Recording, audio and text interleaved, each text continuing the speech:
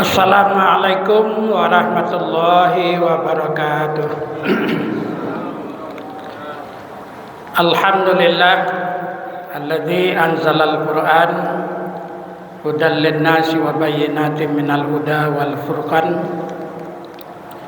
Asyhadu an la ilaha illallah wahdahu la syarikalah wa asyhadu anna Muhammadan abduhu wa rasuluh sallallahu alaihi wasallam la nabiyya ba'dah. Qala Allah Ta'ala fil Qur'anil Karim, a'udzu billahi minasy syaithanir rajim. Bismillahirrahmanirrahim.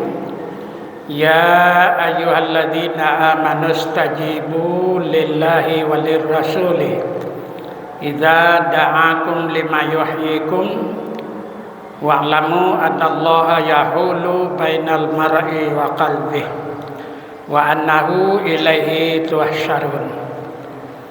Wattaqu fitnatan la tusibanna alladzina zalamu minkum khassah wa'lamu annallaha syadidul iqab.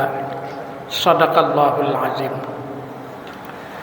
Aku berlindung pada Allah dari godaan syaitan yang terkutuk dengan nama Allah yang Maha Pengasih lagi Maha Penyayang. Wahai sekalian orang-orang yang beriman, hendaklah kamu memperkenankan segala seruan-seruan daripada Allah dan Rasul-Nya. Apabila kamu diseru oleh Allah dan Rasul-Nya kepada sesuatu yang menghidupkan kamu, ketahuilah olehmu bahwa sesungguhnya Allah itu berada di antara dirimu dan hatimu, dan bahwa sesungguhnya kepada Allah itu kamu sekalian nanti akan dikumpulkan. Hendaklah kamu merasa takut akan bala dan bencana yang tidak hanya menimpa orang-orang yang zalim saja di antara kamu. Ketahuilah olehmu bahwa sesungguhnya Allah itu memiliki iqab atau azab yang sangat pedih. Maha benar Allah dengan segala firman-Nya. Al-Quran surat Al-Anfal ayat 24 dan 25. Bapak dan ibu-ibu jamaah Tarwih yang saya muliakan, hari ini adalah hari malam yang terakhir bulan Ramadan 1444 Hijriah, dan ini adalah merupakan hari-hari kita merenungkan diri kita, hari-hari kita mengevaluasi seluruh aktivitas amaliyah ibadah yang sudah kita lakukan 1 bulan penuh. Ada beberapa hal yang barangkali perlu menjadi catatan renungan dan evaluasi kita. Yang pertama, apakah memang sudah ada kita rasakan penambahan kekuatan daripada iman dan takwa kita kepada Allah Subhanahu wa taala? Sebab bagaimanapun juga ibadah yang kita lakukan selama bulan Ramadan itu tidak lain dan tidak bukan adalah untuk memperkokoh, untuk memperdalam masuknya rasa keimanan ke dalam lubuk hati kita, sehingga kita melaksanakan amal dan ibadah itu tidak merasa keberatan, malah merasa senang dan bersemangat dalam mengerjakan ibadah. Jadi sasarannya adalah iman dan takwa kita. Kalau keimanan kita memang sudah terasa bertambah kekuatannya, nah inilah yang akan menjadi pengawas dalam hidup dan kehidupan kita. Inilah yang akan menjadi tolak ukur bagi seseorang mukmin, apakah dia akan mampu mengerjakan segala seruan-seruan Allah dan Rasul-Nya atau tidak. Jadi kalau dalam ayat tadi Allah menghimbau, menyeru semua kita orang-orang yang beriman agar memperkenankan segala seruan-seruan Allah dan Rasul. Karena memang orang-orang yang beriman yang akan mampu memperkenankan, mengijabah, melaksanakan, mengerjakan segala yang diperintahkan oleh Allah dan Rasul. Oleh karena itu diseru oleh Allah orang-orang yang beriman. Orang yang tidak beriman tidak mungkin. Jadi kalau kita hitung-hitung, kita pikir-pikir Bapak dan Ibu-ibu, di atas bumi ini sebanyak 7 miliar lebih manusia yang menghuni bumi ini. Itu yang diharapkan akan melaksanakan perintah Allah dan Rasul, meninggalkan larangan Allah dan Rasul, satu-satunya adalah orang yang beriman. Satu-satunya. Dan inilah sebenarnya yang menjadi penghalang siksaan dan azab Allah tertahan. Karena masih ada setiap negeri, setiap negara, setiap pelosok pasti ada orang-orang yang beriman. Pasti ada orang-orang yang beriman. Kalaulah orang-orang yang beriman ini sudah enggan pula untuk mengerjakan segala perintah-perintah Allah, segala larangan-larangan Allah dan Rasul, tidak mereka hentikan, jauhkan. Perintah Allah dan Rasul tidak mereka kerjakan, tidak mereka laksanakan. Mungkin bumi ini sudah digulung oleh Allah, sudah dihancurkan oleh Allah. Tidak ada lagi yang disayangi Allah, itu sudah tidak ada. Yang dipertimbangkan oleh Allah untuk mendatangkan siksa dan azab sudah tidak ada. Kalau orang-orang yang beriman tidak juga mau untuk taat dan patuh, melaksanakan perintah-perintah Allah dan Rasul, menjauhkan larangan-larangan Allah dan Rasul. Lalu yang kedua, Bapak dan Ibu-ibu jamaah yang berbahagia, kenapa di dalam agama Allah dan Rasul itu menyuruh kita sesuatu amal dan perbuatan, ataupun melarang kita dari sesuatu pekerjaan, amal dan perbuatan? Segala perintah yang diperintahkan oleh Allah dan Rasul kepada kita itu bukan untuk manfaatnya kepada Allah atau kepada Rasul. Ini harus tertanam di dalam jiwa orang-orang yang beriman. Mengerjakan perintah Allah, meninggalkan larangan Allah atau Allah dan Rasul, itu bukan untuk Allah, bukan untuk Rasul, untuk kita. Jadi awak ko bapak dan ibu-ibu kemasuk sarugo awak atau kemasuk neraka awak, itu terserah di awak seorang-seorang, bukan karena siapa-siapa. Jangan kita salahkan siapa-siapa nanti kalau kita masuk neraka. Salah diri sendiri. Dan kalau kita masuk ke dalam surga, itu bukan karena jasa siapa-siapa, tetapi itu adalah karena amal perbuatan kita sendiri. Karena setiap amal yang kita kerjakan akan mendapat balasan daripada Allah yang setimpal. Allah tidak zalim, Allah tidak merugikan kita. Apa saja amal dan perbuatan itu pasti kembali kepada diri kita sendiri. Faman ya'mal mithqala dzarratin khairan yarah wa man ya'mal mithqala dzarratin syarran yarah. Amal yang buruk sekecil apapun balasannya juga buruk. Tidak ada amal yang buruk balasannya baik, tidak ada itu. Amal yang baik sekecil apapun balasannya juga baik. Tidak mungkin balasannya buruk. Oleh karena itu Allah sangat teliti dalam perhitungan itu. Allah tidak pernah salah. Allah mempunyai data-data yang lengkap tentang amal dan perbuatan yang kita kerjakan. Kita bisa saja lupa, tetapi Allah tidak akan pernah lupa terhadap apa saja yang kita amalkan. Jadi oleh karena itu, kalau kita diperintah untuk beramal, diperintah untuk melakukan sesuatu, dilarang untuk melakukan sesuatu oleh Allah dan Rasul, ingat bahwa itu adalah untuk kita, bukan untuk Allah dan Rasul. Allah tidak butuh amal kita. Allah tidak butuh amal kita. Dan Allah juga tidak takut dengan kedurhakaan kita.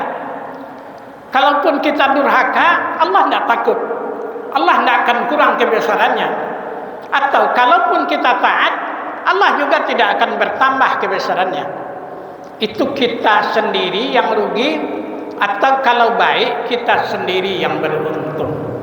Itulah yang harus kita tanamkan di dalam lubuk hati kita, sehingga kita bersemangat, bergairah, tidak merasa terpaksa untuk melakukan perintah-perintah Allah dan Rasul, dan tidak merasa terpaksa meninggalkan segala larangan-larangan Allah dan Rasul di dalam kehidupan kita. Jadi bukan dalam bulan Ramadan saja, sepanjang waktu sampai mati kita harus melakukan itu demi untuk diri kita. Kalau kita tidak mau melakukan, berarti kita tidak sayang kepada diri kita sendiri. Jangan disesalkan kalau Allah nanti menempatkan kita di dalam neraka jahanam. Yang ketiga, bapak-bapak dan ibu-ibu jamaah yang berbahagia, Allah itu, kata ayat dalam surat Al-Anfal tadi, dekat sangat dengan kita. Yahulu bainal mar'i wa qalbih. Allah itu ada di antara seorang hamba dan hatinya. Dalam ayat lain, wa idza sa'alaka ibadi anni fa inni qarib ujibu da'watad da'i idza da'ani falyastajibu li wal yu'minu bi. Kalau bertanya hamba-hambaku kepada engkau, hai Muhammad, tentang aku, katakan bahwa aku itu sangat dekat. Aku dekat dengan mereka. Aku akan dengarkan, akan perkenankan segala permintaan, permohonan yang diminta, yang dimohonkan kepadaku. Tapi perkenankan pula segala seruan-seruan Allah. Jadi memperkenankan seruan Allah, perintah Allah, larangan Allah, itu syarat kita didengarkan doa kita oleh Allah, kita didengarkan, diperkenankan permintaan kita oleh Allah Subhanahu wa taala. Jangan mau cuma permintaan kita diperkenankan, kita tidak mau memperkenankan permintaan daripada Allah Subhanahu wa taala. Suruhannya tidak dikerjakan, larangannya tidak dihentikan, lalu kita mengharapkan permohonan doa kita dikabulkan oleh Allah. Ini tidak ada cerita. Coba takut sholat tangan mengkelamak di awak, tidak boleh. Allah tidak akan memperkenankan doa orang-orang yang seperti itu.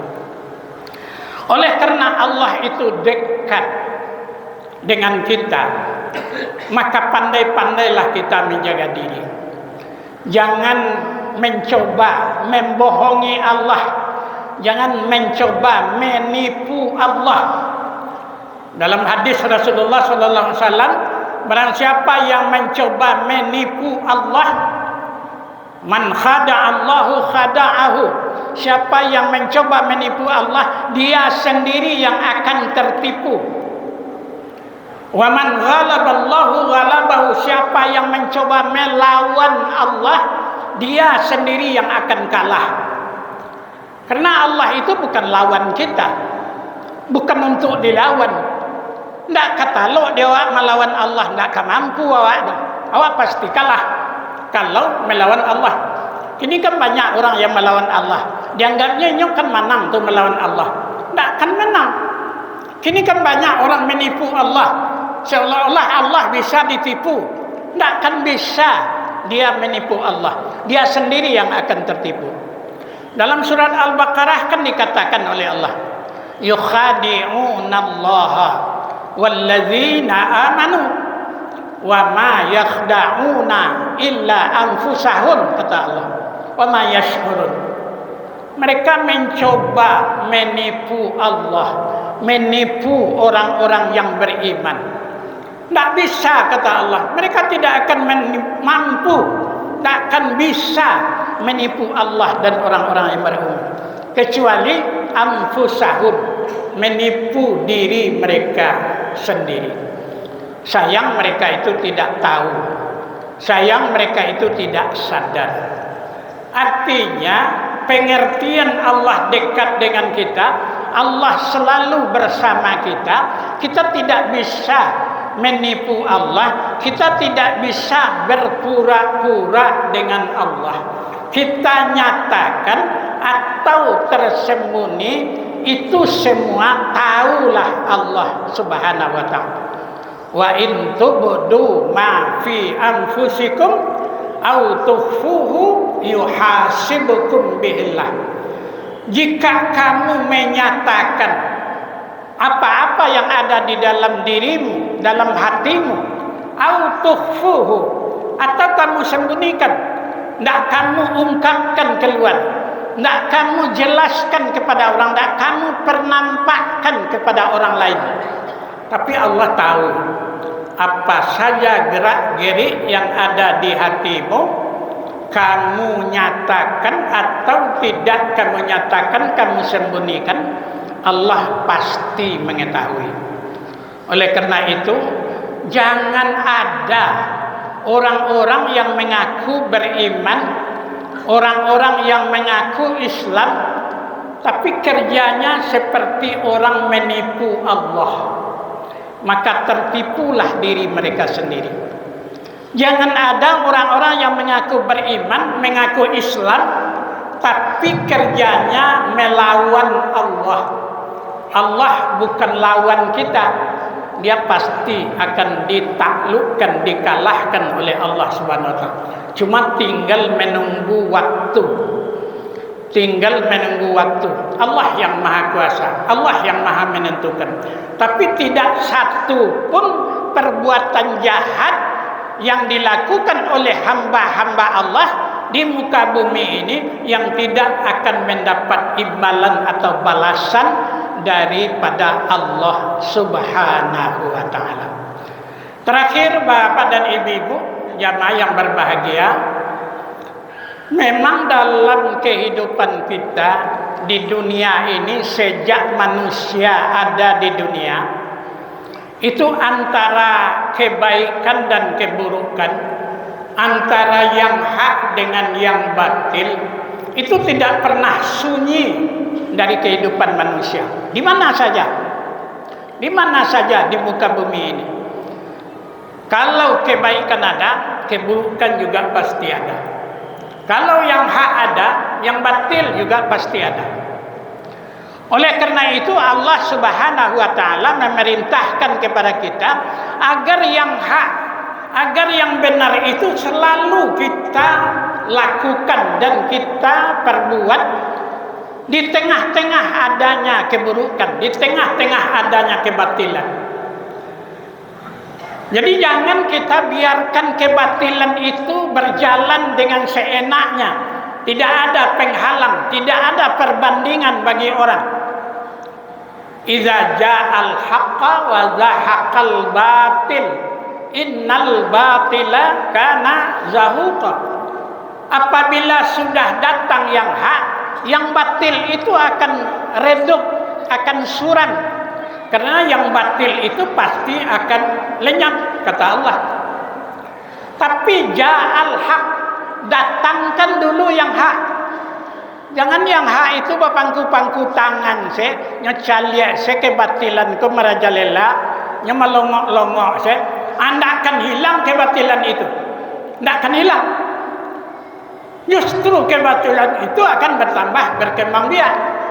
Tapi idza ja'al haq, apabila kamu datangkan apabila kamu lakukan yang hak, apabila kamu tampilkan yang hak, yang batil itu pasti ridho.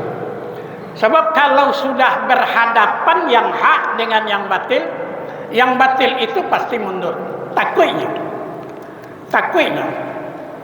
Tapi kalau di padia saya tenang-tenang. Sebab dunia keburukan itu berkembang biak, berleluasa dia. Itu bukan karena keburukan itu kuat, tapi karena nanelok anak saya diam saya. Itu sebenarnya menggunakan. Tapi kalau berado-adoan antara nan buruk dan baik, antara nan paduto dan jujur, berhadapan nan paduto dan jujur, diminta sumpah membalas, saya tak tahu. Amang sumpah membalas, kau jujur cia, kau penuto, aduh keduanya, padu-adoan, nak tahu dia melakukan sumpah mubahalah, saya tak tahu. Apalagi yang lain-lainnya. Kenapa? Karena yang batil itu ada rasa takut di hatinya.